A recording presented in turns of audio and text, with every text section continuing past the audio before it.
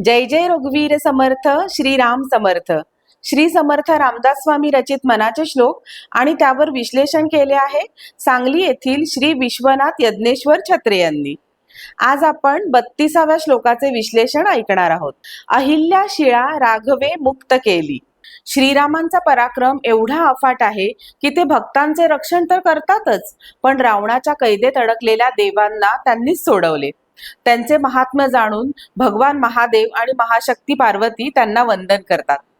त्याबद्दल रामरक्षेत असा उल्लेख आहे, रामो राजमणी सदा विजयते, रामं रमेशं भजे, रामेणाभियता निशाचर चमू, रामाय तस्मै नमः.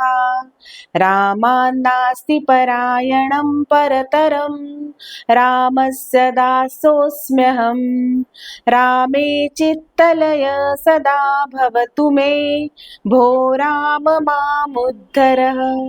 मी श्रीरामाचा दास असून त्याने माझा उद्धार करावा अशी विनंती महादेव श्रीरामाला वरील श्लोकात करतात. यातच श्रीरामांचे महत्व अधोरेखित होते. श्रीरामांनी शापित झालेल्या अहिल्येचा उद्धार केला, त्याचा उल्लेख समर्थ पुढील श्लोकात करतात. अहिल्या शिळा राघवे मुक्त केली, पदी लागता दिव्य होऊन गेली, जया वर्णिता शीणली वेदवाणी, नुपेक्षी कदा रामदासाभिमानी. जय जय रघुवीर समर्थ. गौतम ऋषींची पत्नी अहिल्येचा मोह देवराज इंद्राला पडला होता.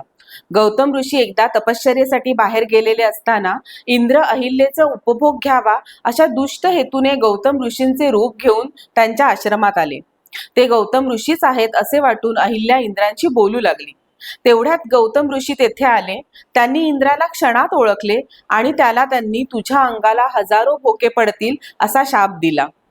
तसेच अहिल्येला तू शिळा होऊन पडशील असा शाप दिला.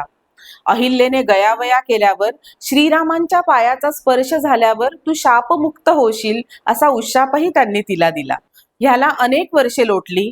पुढे विश्वामित्र ऋषी श्रीरामांना घेऊन सीतेच्या स्वयंवरासाठी मिथिलेला निघाले. तेव्हा त्यांचा पाय त्या शिळेला लागला आणि शिळेतून अहिल्येचा पुनर्जन्म झाला. श्रीराम सगळ्यांचे संरक्षण तर करतातच, पण शाप मिळून जे संकटात सापडलेले आहेत अशा अनेकांचा उद्धार श्रीराम करतात. दासाची कधीही उपेक्षा न करणाऱ्या श्रीरामांच्या कार्याचा, त्यांच्या लीलांचा व्याप एवढा मोठा आहे की त्याचा तपशील देता देता वेदवाणी थकून गेली, कारण त्यांच्या लीलांचा अंत तिलाही लागला नाही.